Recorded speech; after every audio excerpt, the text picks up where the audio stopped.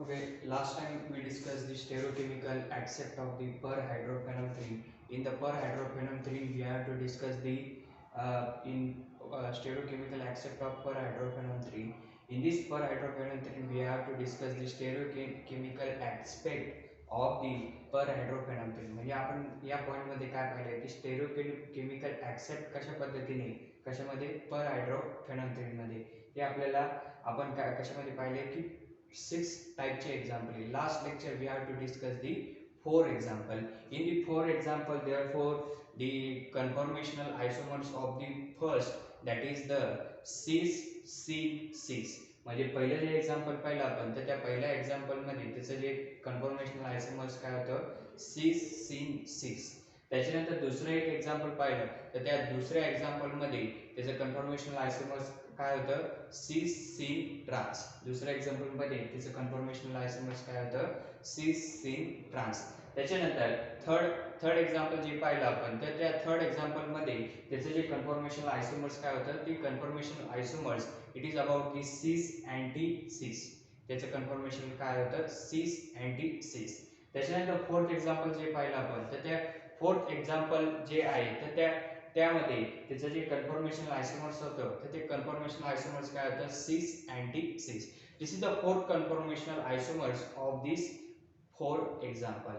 Next example is in the stereochemical accept of the perhydrophenol-3, that is about this is the cis-decalin system, and this cis-decalin system it is right into the chair form, but the B ring it is right draw into the board form. पण आपल्याला B ring कशामध्ये form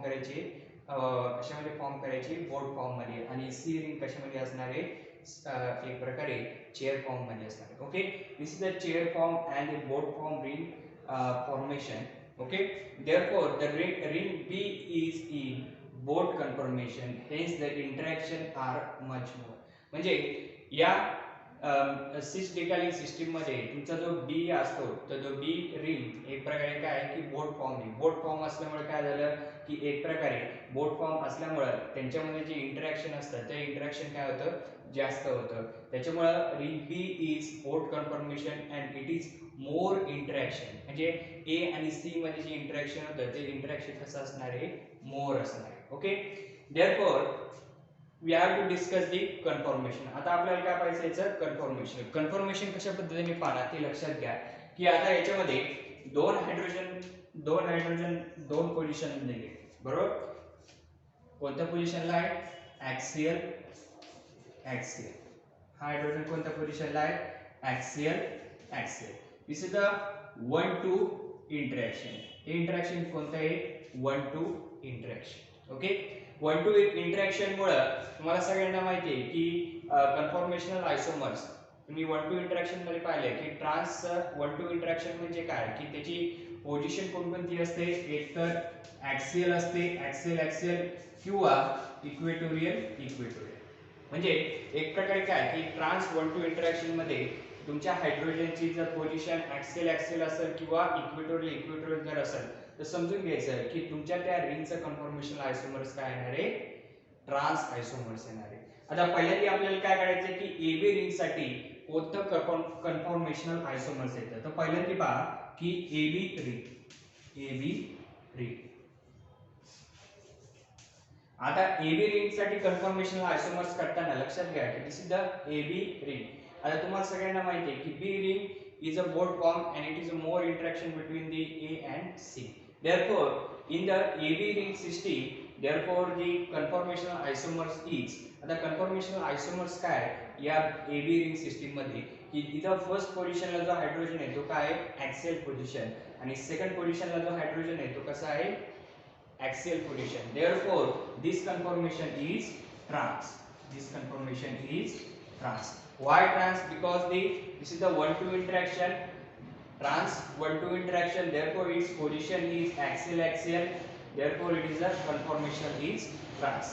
Therefore secondly BC ring for the BC ring. आता BC ring साठी conformation काय it is the first position. This is the BC ring system. This is the first position and this is the second position of hydrogen. दोन्ही पण हायड्रोजनची जी position आहे ती position काय आहे axial. त्या ऍक्सियल असल्यामुळे काय झालं की ऍक्सेल ऍक्सेल असल्यामुळे काय आलं की ट्रान्स वन टू इंटरॅक्शन मुळे वन टू इंटरॅक्शन काय असतं ऍक्सेल ऍक्सेल असतं त्याच्यामुळे तुमचं जे बीसीचं जे कन्फर्मेशन असणार आहे तर ते बीसी कन्फर्मेशन काय असणार आहे trans okay and overall conformational isomers of this cis decalin system such as trans sin trans काय येणार आहे trans sin trans because the three rings are in the same plane या तिन्ही पण रिंग कशामध्ये सेम प्लेन त्याच्यामुळे त्याचं जे टोटल कन्फर्मेशन आयसोमर जे येणार आहे ते काय येणार आहे trans sin trans and its energy is about 29.4 kilojoules या मॉलिक्यूलची या कंपाऊंडची जी एनर्जी ती एनर्जी किती असणार आहे 29.4 kilojoule this is the fifth example into the stereochemical aspect of the perhydrophenanthrene तर त्या पर हायड्रोफेनॉमेनॉन मध्ये जे कन्फर्मेशनल आयसोमर्स पाहतोय तर त्या कन्फर्मेशनल आयसोमर्स मध्ये हे फिफ्थ एक्झाम्पल आहे त्याच्यानंतर last example of this conformational isomer this is the cis decalin system this is the cis decalin system and it is in mesoform तर कशामध्ये mesoform मध्ये तर this is the to draw the chair form from these three rings या तीन rings आपल्याला काय करायचं chair form ring मध्ये ड्रॉ करायचं ड्रॉ केल्यानंतर पहा की व्यवस्थितपणे की this chair form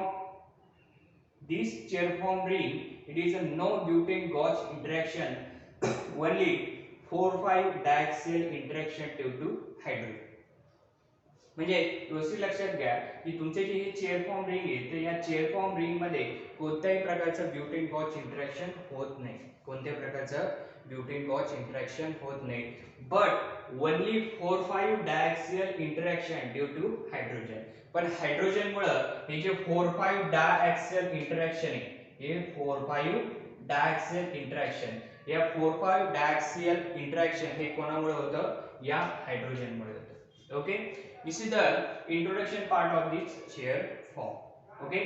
आता आपल्याला काय पाहिजे की conformation isomers of the AB ring system and BC ring system आता आपल्याला काय पाहिजे की AB रिंग सिस्टीम साठी कोणत्या प्रकारचा कन्फर्मेशन आयसोमर्स आहे आणि BC रिंग सिस्टीम साठी कोणत्या प्रकारचा आयसोमर्स आहे तर पहिल्यांदा AB रिंग साठी पहा AB रिंग साठी तर एबी रिंग सिस्टीम मध्ये पहा की फोर्थ पोझिशनला जो हायड्रोजन आहे तो हायड्रोजन काय आहे ऍक्सियल पोझिशनला फिफ्थ पोझिशनला जो हायड्रोजन आहे तो हायड्रोजन काय आहे axial position therefore you have to know that is the 4-5 interaction such as the axial position shows the trans axial position shows the trans हे दोन्ही पण जे ऍक्सियल आहे त्याच्यामुळे तुमच्या एबी रिंग साठी जे कन्फर्मेशन आयसोमर्स येणार आहे तर ते कन्फर्मेशन आयसोमर्स काय येणार आहे ट्रान्स आयसोमर्स काय येणार आहे ट्रान्स आयसोमर्स त्याच्यानंतर पुढचा आयसोमर्स फॉर दी बिसेरिंग सिस्टीम साठी कोणता आयसोमर्स येणार आहे ते लक्षात घ्या की बिसेरिंग सिस्टीम साठी सी रिंगचा जो फोर्थ पोझिशन आहे तर त्या फोर्थ पोझिशनला एक हायड्रोजन हा ऍक्सियल पोझिशनला आहे आणि फिफ्थ पोझिशनला जो हायड्रोजन आहे तो काय आहे ऍक्सियल पोझिशनला आहे त्याच्यामुळे ऍक्सियल पोझिशन काय शो करते ट्रान्स आयसोमर्स काय शो करतं ट्रान्स आयसोमर आता ओव्हरऑल कन्फर्मेशन पहा या मॉलिक्यूलचं ओव्हरऑल कन्फर्मेशन तर ओव्हरऑल कन्फर्मेशन पहा की these two rings are the same but the third ring that is the C ring are different पण तुमची C ring काय डिफरंट आहे ती प्लेन ऑफ सिमेट्री आहे का नाही त्याच्यामुळे तुमचं जे टोटल कन्फर्मेशन येणार आहे ते कशा पद्धतीने येईल ट्रान्स पहिल्यांदा जे ट्रान्स येणार ते कशाचं येणार आहे एबी रिंग सिस्टीम साठी नंतर अँटी का बरं कारण की तुमची एक रिंग ही काय आहे out of the plane of symmetry त्याच्यामुळे काय येणार आहे अँटी नंतर बीसी रिंग सिस्टीम साठी काय येणार आहे trans okay this is the total conformation of this example this is all about the example into the stereochemical accept of the perhydrophenol तर त्या perhydrophenol मध्ये जे कन्फर्मेशनल आयसोमर्स आहे तर त्या कन्फर्मेशनल आयसोमर्स मध्ये आपण हे 6 एक्झाम्पल पाहिले आता आपल्याला पाहिजे की relative stability of the perhydrophenol आता perhydrophenol ची आपल्याला काय पाहिजे रिलेटिव्ह स्टॅबिलिटी आता रिलेटिव्ह स्टॅबिलिटी मध्ये जे लक्षात घ्या की ट्रान्स अँटी ट्रान्स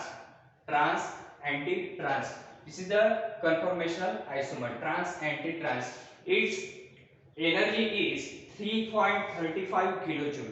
म्हणजे ट्रान्स अँटी ट्रान्सची जी एनर्जी ती एनर्जी किती आहे 3.35 kilo joule.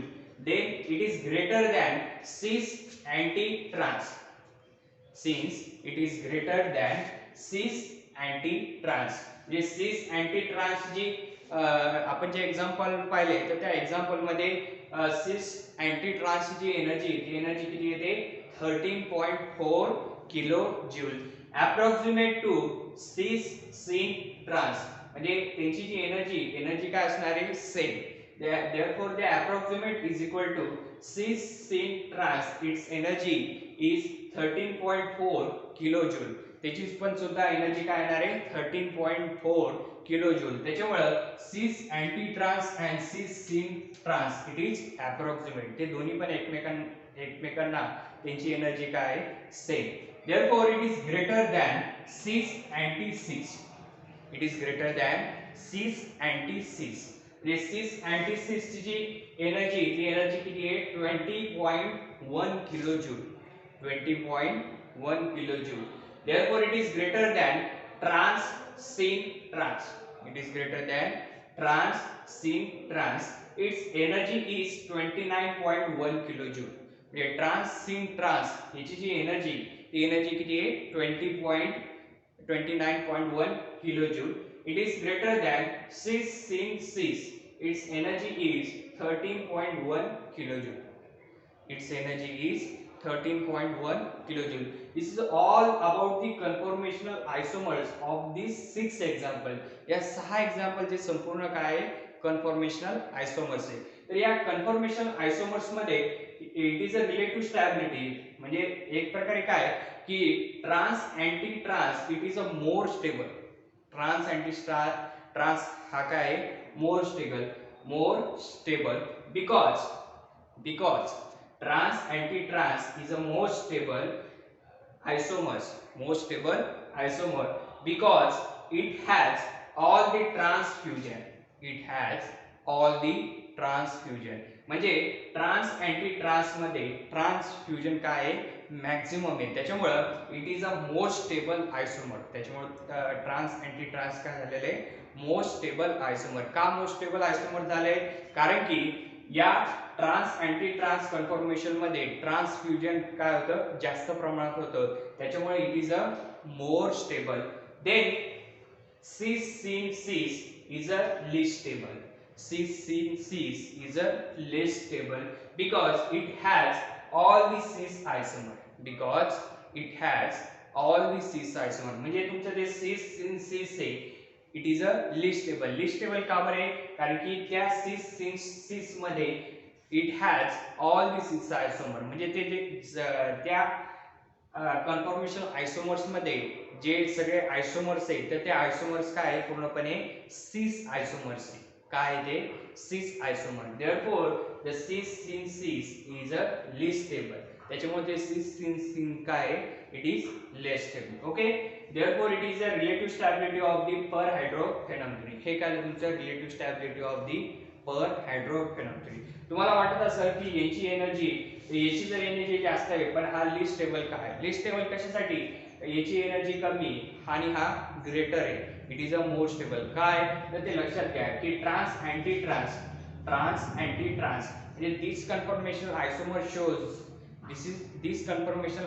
Shows the transfusion. म्हणजे ट्रान्स अँटी ट्रान्स हे काय करतात की मॅक्झिमम प्रमाणात ट्रान्सफ्युजन काय करतात शो करतात. त्याच्यामुळे it is a more stable. but the cis sin cis it does not show the transfusion but the maximally cis isomer.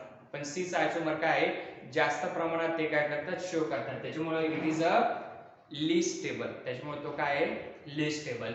So therefore this is all about the relative stability of the per hydrophenum 3 and this is all about the stereochemical acid of the per hydrophenum 3. Okay, next time we discuss the per hydroanthracene. आपल्याला पुढच्या वेळेस पाहायचं आहे की per hydroanthracene चं stereochemical acid. Okay, thank you.